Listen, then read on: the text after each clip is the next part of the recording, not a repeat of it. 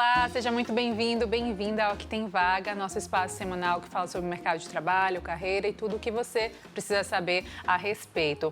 Olha, diversidade migratória nas empresas. Já ouviu falar sobre isso? Sabe a importância de implementar programas que acolham esses refugiados? E mais, também o desenvolvimento de líderes, colaboradores, o fortalecimento da cultura organizacional. Tudo isso e muito mais com o Wellington Alves, que é Country Manager do Citel Group Brasil. Seja muito bem-vindo. Muito obrigado pelo convite. É um prazer estar aqui e é uma honra estar podendo falar sobre esse tema que é tão sensível e hoje consegue mudar a vida de muitas pessoas, né? Pois é, Wellington, porque diversidade já traz, né, uma gama, uma ampla margem aí do que essa palavra pode significar. Quando falamos de diversidade migratória para o quadro de colaboradores, é mais ainda, porque é o fomento do emprego para aquelas pessoas que são acolhidas, né, são os refugiados em sua maioria. Exatamente. E é um tema muito sensível porque às vezes a gente não percebe, mas a pessoa quando ela migra de um país para um país novo, ela perde até a sua identidade, né? Então, no país que ela tinha sua residência, né, que é o seu país de origem, ela era uma advogada, ela era um engenheiro, um professor, e quando ela chega num país novo, ela não consegue nem se ver ainda nesse papel, né? E cabe a nós, né, a sociedade que está ali recebendo essa pessoa no seu berço ali, tentar resgatar essa identidade e dar uma dignidade para essas pessoas, porque no final das contas o que elas querem é ter uma vida digna, ter, né, um local onde dormir, o que comer e um trabalho para poder exercer sua profissão. Na prática, como é que funciona esse acolhimento? Primeiro passo até, de fato, a contratação em si. Tem como você trazer esse panorama? Claro, na Saitel a gente começou, né, fazendo realmente um trabalho de formiguinha, então para a gente era coisas do dia a dia que a gente fazia na contratação, né? A gente é uma empresa de BPO, um contact center, então a gente tinha alguns clientes que nos requisitavam atendimento em espanhol. E o que vem crescendo bastante no Brasil, inclusive, tem sido um bom local para poder fornecer esse serviço. Inicialmente, a gente contratava bilíngues, brasileiros que falavam espanhol, né, como uma segunda língua. Porém, a gente percebeu que não era uma experiência muito legal para o cliente final. Ele não recebia ali, né, um atendimento com uma língua muito legal, às vezes perdia muito o viés cultural, o viés regional, e a gente apostou em ir atrás de pessoas que fossem realmente nativas. E fazendo um trabalho de ir atrás dessas pessoas, né, em contato com algumas igrejas que nos apoiam bastante, indo em bairros na cidade de São Paulo que também são notoriamente conhecidos por receber esses imigrantes, a gente começou a fazer essa contratação e inicialmente a gente fazia assim, a gente dava a carta de interesse de trabalho, né, de admissão. Essa pessoa, muitas vezes ela estava ilegal no país, mas tendo ali essa letter of intent, essa carta com intenção de trabalho, ela conseguia ir até a Polícia Federal e se colocar legal no país para que ela pudesse receber ali um trabalho em formato CLT. Então, só fazendo esse trabalho, a gente já conseguiu ajudar muitas famílias, ajudar muitas pessoas e contratar muita gente. Porém, no meio do caminho veio a pandemia, o que forçou, né, uma evolução digital muito grande, principalmente nos processos de contratação. A gente já fazia boa parte dos processos de forma remota, porém trouxe novas possibilidades. Hoje, o que a gente consegue fazer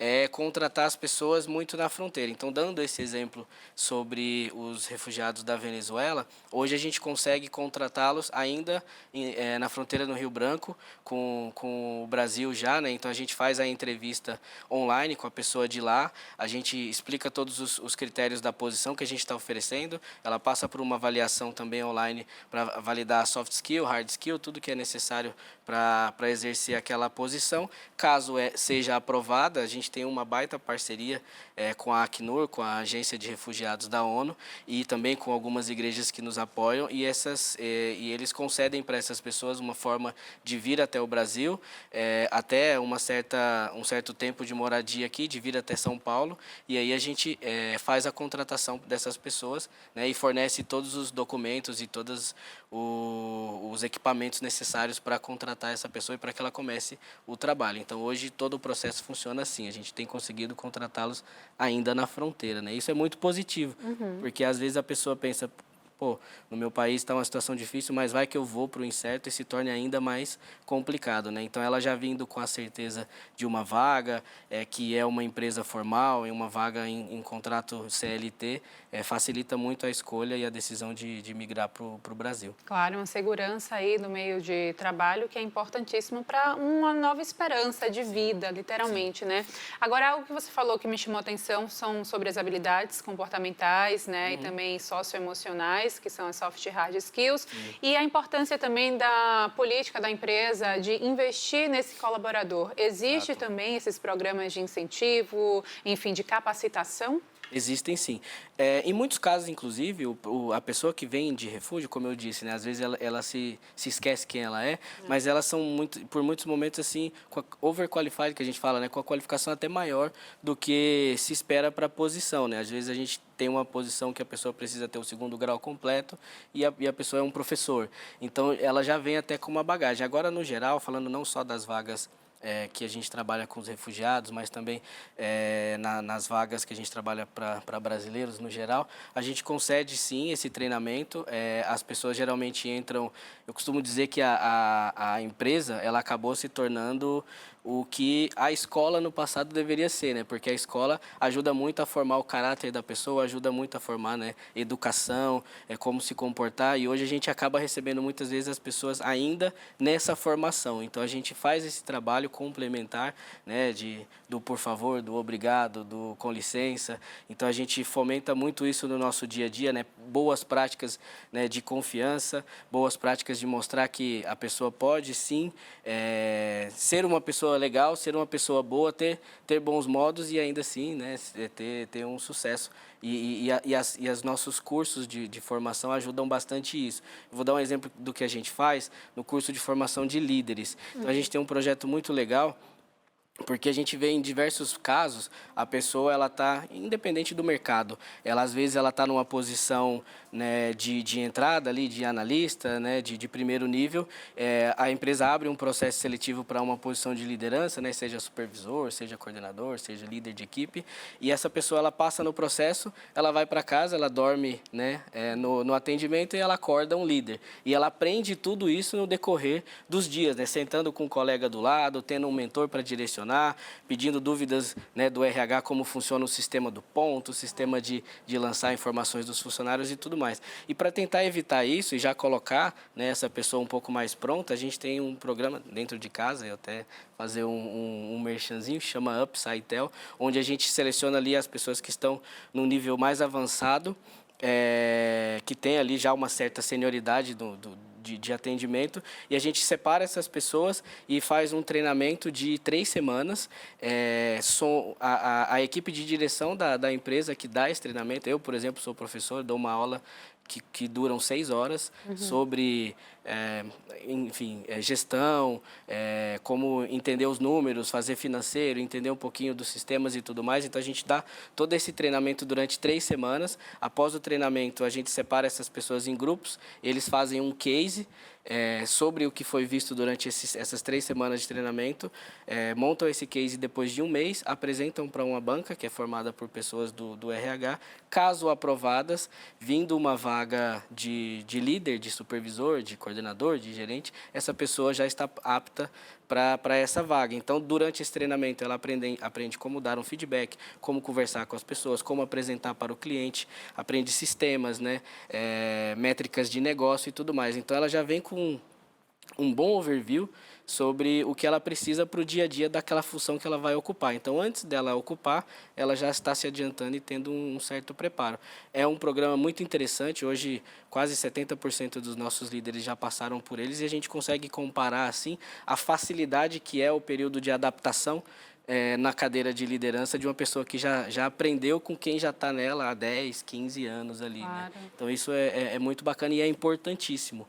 Para os refugiados, a gente dá aulas de português para eles também, o que é muito interessante, porque eles vão atender em português? Não, mas eles convivem num país que fala português, eles precisam ir no supermercado e comprar, e o caixa vai atender ele em português, né? Ele precisa ir na farmácia comprar um remédio para o filho, e a pessoa da farmácia vai recebê-lo em português. Então, até para inserir ele nesse mundo que ele está, né, que é o que seria o Brasil no caso, a gente tenta facilitar nesse formato aí. Então, temos essas aulas de português também para as pessoas que vieram de fora, que ajuda bastante, e eles veem com muito bons olhos, né? Porque às vezes tem que aprender na prática e não é tão difícil, a gente fica tenso, né? Quem nunca passou por uma experiência de falar com uma pessoa de uma língua diferente, E né? não ter, sei lá, a receptividade, né? Exato. Até porque aqui no Brasil a gente vê que, infelizmente, nem muita gente tem a segunda língua, Sim, ou, sim. enfim, facilidade. Culturalmente, a gente não tem essa coisa de ir atrás de uma segunda língua. Então, às vezes, para recepcionar uma pessoa, a gente passa por uns perrengues, assim. Verdade.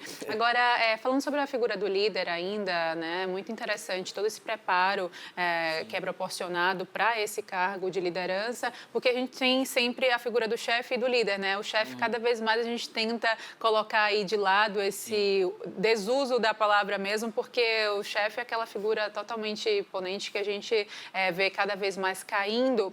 Por falar também em hierarquia das empresas, que não é mais tão vertical, né? Agora a gente tem horizontal e uma proximidade também dos pares, enfim, um olhar mais humanizado também para a própria colaboração, né, de todos. Sim. Não, muito, bastante. Eu costumo falar, né? A gente tem um mote nesse nosso mercado que, não só na minha empresa, mas no mercado em geral, que é o colaborador feliz, o cliente vai estar feliz, porque o cliente vai receber o atendimento de alguém que tá disposto ali a atender ele, né? Então, a gente tenta fazer de tudo para que a empresa se torne um local onde, né, o colaborador possa desempenhar suas funções da melhor forma possível.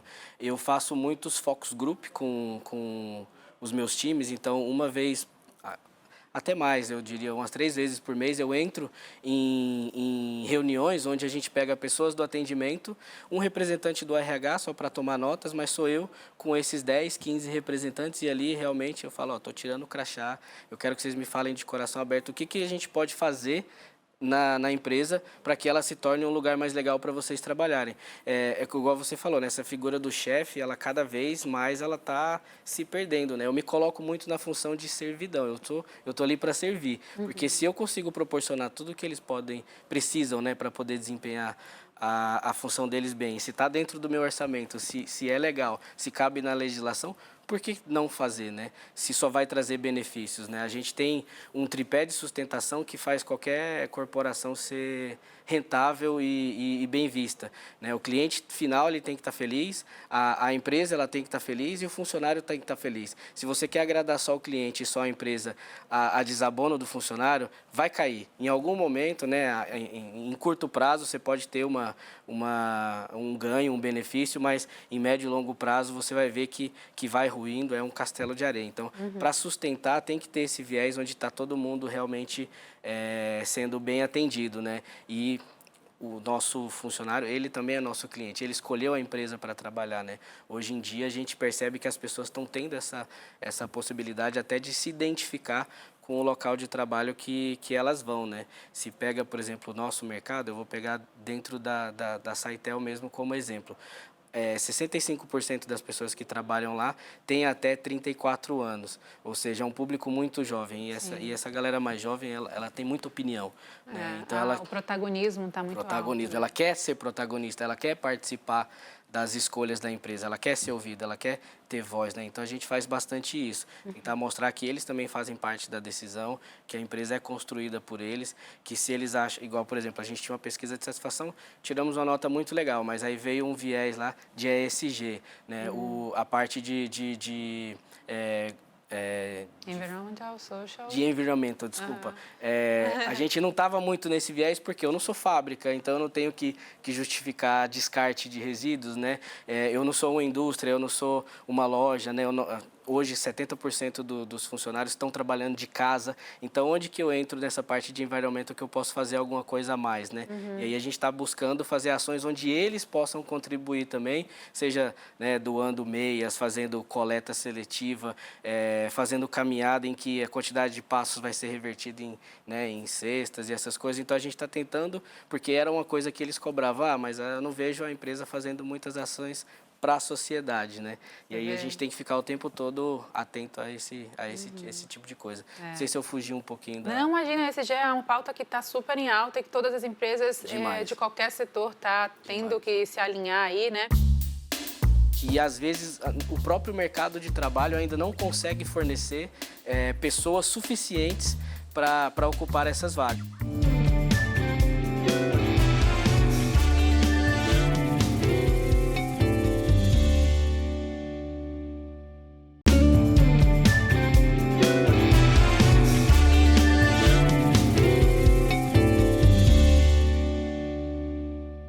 Agora, Wellington, com relação à digitalização forçada, que a pandemia trouxe inicialmente, depois a gente já vê que é algo que todo mundo se adaptou, ou seja o trabalho híbrido, ou seja remoto, realmente 100%, a importância da tecnologia, do investimento em tecnologia dentro da cadeia não só de contratação, mas também de manutenção desse emprego. Qual é o seu olhar sobre isso, a importância disso? É super importante, no nosso mercado, então, ainda mais, né? Eu estava até conversando com um colega ali antes de vir para cá sobre exatamente isso, porque o mercado de teleatendimento, ele era visto no passado como um mercado de porta de entrada, né? Um mercado de algo muito mais simples, de um atendimento primário, né? Esse é o meu emprego até eu conseguir algo melhor, ou então, esse é o meu emprego até eu terminar a faculdade. Ele era visto como subemprego e ele era visto como um emprego de passagem. O que a gente vem vendo durante esses últimos anos, e a pandemia reforçou muito, quando o atendimento foi tido como um serviço essencial, né, durante a pandemia, então ele não foi parado, porque as pessoas viam que tinha necessidade de continuar acontecendo aquilo. Então, o que a gente percebeu foi um foco em que o serviço foi se especializando cada vez mais. Então, tudo que antes você fazia de forma muito simplificada pelo telefone, hoje tem o aplicativo do banco, tem, né, o aplicativo da empresa, hoje tem o bot que consegue te resolver ali muito rápido, o próprio site que você já entra lá e acha muita coisa muito mais simples. Então, tudo que era simplificado foi tirado da linha telefônica, foi tirado do chat e foi jogado para algum outro viés eletrônico, até por economia das empresas, né? As empresas não queriam gastar tanto, né, dinheiro assim com um atendimento muito simples, com algo que ele poderia, né, jogar para um aplicativo e logo ser resolvido. Então, hoje, o que tem ido para o atendimento telefônico? Hoje, para o atendimento telefônico, a gente percebe que é cada vez mais os serviços mais complexos, aqueles problemas que você realmente não consegue resolver no aplicativo, né? Às vezes você está em uma viagem, você chegou no local, a sua bagagem foi para outro local, não tem bot que vai te ajudar a resolver. Você vai ter que entrar em contato com uma pessoa que sabe muito bem como é que funciona os aeroportos, que sabe muito bem como é que fala com cada companhia para localizar a sua bagagem, para você não ter uma viagem frustrada.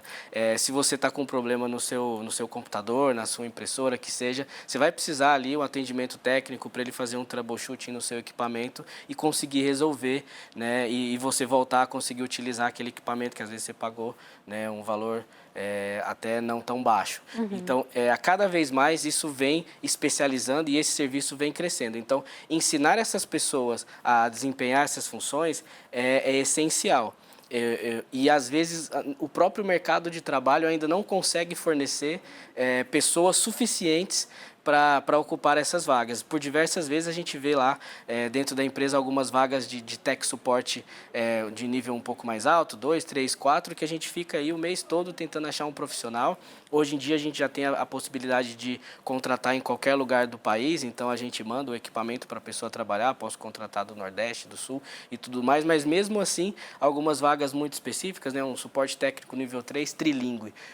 Quantos tem no Brasil? Não é tão fácil. E às vezes a gente tem que proporcionar esse atendimento. Então, o que a gente vem fazendo dentro de casa? Ensinando essas pessoas. Então, a gente montou uma Tech Academy dentro da empresa, onde a gente pega essas pessoas também. Não é qualquer um, não é uma pessoa que não quer. Eu abro um processo seletivo, a pessoa tem que querer crescer dentro da empresa, tem que querer crescer dentro daquele conhecimento. Ela passa por uma avaliação para ver se ela tem o mínimo básico, né? Sabe abrir o Excel, sabe digitar ali numa célula, alguma coisa assim. e a gente já coloca ela nessa academia. Ela vai passar por um processo de treinamento aí de 2 a 3 meses, onde no final ela vai sair com conhecimento próximo a um técnico de redes nível 1, sabe? Alguma coisa nesse sentido. E aí, se a pessoa ainda quer ir para o atendimento bilíngue, porque ela quer ter um crescimento, a gente tem também o nome em inglês é Boost Your English, né, que a gente impulsione o seu inglês. A gente pega as pessoas que têm o inglês ali do nível intermediário e também faz um treinamento de 2, 3 meses, acho que se não me engano são 10 semanas.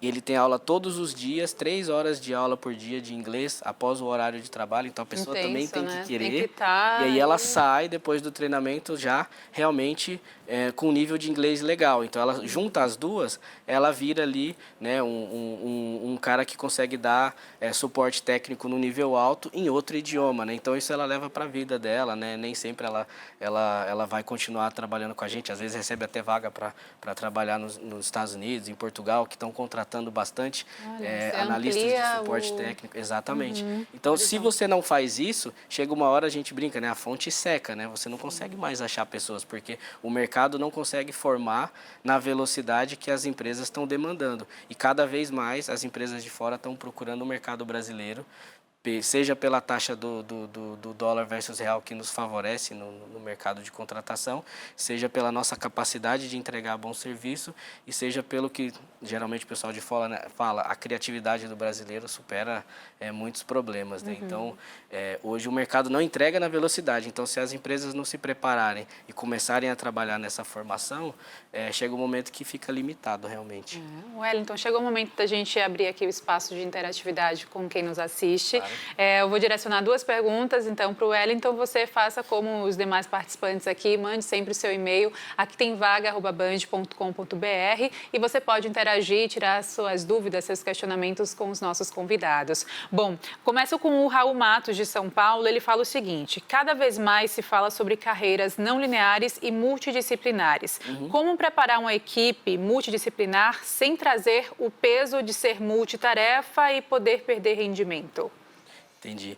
Eu acho que o ser multitarefa e estar focado em uma caixinha, uma coisa acho que não impede a outra. Então, uma coisa que a gente sempre faz é fazer rotação, né, job rotation, que a gente fala. Então, a pessoa que está fazendo o processo X, depois de um período ela passa a fazer o processo Y, ou ela acompanha o colega no processo Y, até porque na maioria das empresas, as empresas não trabalham com um buffer, né, não trabalham com sobra. Se você precisa de 10 analistas de suporte técnico, você não vai ter 12, porque vai gerar ali realmente um custo excessivo e você pode ter problemas até para justificar os seus gastos. Então, se tem uma férias, se tem uma ausência e tudo mais, os demais têm que estar preparados para suprir aquela especificidade que o cara faz. Então, eu acho que treinar as equipes em vários skills é essencial, mas cada um saber muito bem como tocar a caixinha que te concerne ali também é muito importante. A gente costuma brincar na Saitel que a gente é uma orquestra, né? Então, assim, a gente precisa ter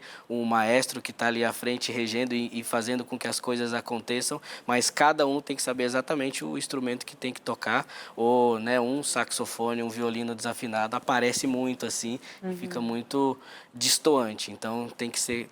É importante cada um saber um pouquinho, né, do que o outro faz. E hoje em dia, cada vez mais, você vê pessoas, eu estou no marketing, mas eu não quero virar um supervisor de marketing, eu quero ir para a logística, né? E isso é normal e é legal, né? E é bom que as pessoas tenham esse interesse e tenham essa capacidade de ter uma mente aberta nesse ramo de trabalho, mas cada um sabendo exatamente o que tem que fazer e entregando muito bem, eu acho que é o que, no final das contas, é o que importa. Raul, respondida então sua questão, muito obrigada por sua participação. Obrigado. Aqui tem vaga@band.com.br, manda sempre o seu e-mail que a gente vai selecionar e aí direcionar para os nossos convidados. Bom, a Paula Matos, de Minas Gerais, ela fala o seguinte: eu trabalho em RH e vejo com dificuldade, às vezes, a implementação de políticas de acolhimento para refugiados. Quais são as dicas para empresas diversas também aderir a esse movimento?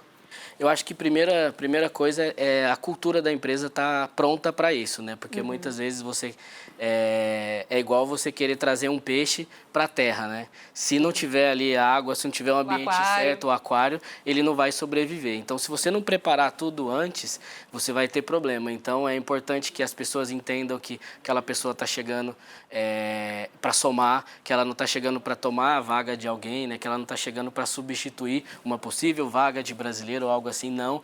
Que ela é uma pessoa que também precisa, que ela é uma pessoa que também tem capacidade. Isso é algo que a gente já viu muito, né? As pessoas acham que só porque a pessoa é refugiada, ela não tem capacidade. Não, na verdade, ela vai ter uma dificuldade para falar na língua dela, mas nada além disso, né? Capacidade ela vai ter total. Eu acho que é importante adaptar os ambientes, né? Então, por exemplo, hoje na empresa, todos os comunicados, todas as cartas, todos os envios de informações que a gente manda em português e espanhol para inserir essas pessoas. Então, da mesma forma que você precisa preparar o ambiente antes de começar a fazer isso, não é simplesmente, vou começar a contratar e vamos ver no que dá. Não, prepara antes, mede a saúde da empresa em termos de receber esse tipo de pessoa e também, depois que elas chegam, tem que fazer ela se sentir em casa, né? Aquilo que eu comentei. A pessoa, às vezes, ela vem de um país para o Brasil e ela perde a sua identidade. Então, o nosso papel é tentar ajudar essa pessoa a encontrar a identidade de novo, né? Porque ela pode até amar o Brasil, ela pode até amar a forma com que a gente acolheu, ela pode até falar, não volto para o meu país tão cedo, mas ela nunca vai deixar de ter aquele amor pela terra dela, pela cultura dela, pela família dela. Então, a gente não esquecer disso é muito importante também e respeitar, né? Com certeza. Faça, então, como a Paula, o Raul, mande sua pergunta sempre aqui. Aqui tem vaga@band.com.br. Wellington, a gente está no finalzinho já do programa. 1 minuto para suas considerações finais. Quem sabe uma dica ou uma frase inspiradora para quem nos assiste. Na verdade, eu acho que eu só queria deixar uma mensagem que muito legal vocês abrirem essas portas. Eu acho que são temas que são muito importantes a gente falar. São pouco falados e, na maioria das vezes, são abordados de uma forma errada, de que pode trazer problema, pode ser muito difícil, para mim não serve, na minha empresa não cabe, na minha cultura é outro, o meu mercado não funciona. Muito pelo contrário, acho que se você procurar, você vai achar um profissional muito bem qualificado aí para a sua empresa, que está só esperando uma oportunidade, que já tem todos os soft skills e os hard skills prontos. Você só precisa realmente fazer com que ele se sinta em casa e capaz para desempenhar suas funções. E eu costumo dizer que na nossa função de líder hoje, a gente é o vetor da mudança, a gente que transforma, né? Se a gente tem a capacidade de influenciar pessoas, de ser exemplo, por que não usar para o lado positivo, né? Aquele tripé de sustentação, ele vai funcionar muito bem. Com certeza. Olha, muitíssimo obrigada pela participação. Muito bacana, né? Contar com suas contribuições. Bom trabalho sempre. Muito obrigado. Obrigado, pessoal. É isso aí, o programa vai ficando por aqui. Muito obrigada por sua companhia e audiência. Na próxima semana temos um próximo encontro e você também pode acompanhar não só na tela do Band News, mas nas nossas redes sociais, YouTube Band Jornalismo e na sua plataforma de áudio utilizada, o podcast Aqui Tem Vaga. Até a próxima.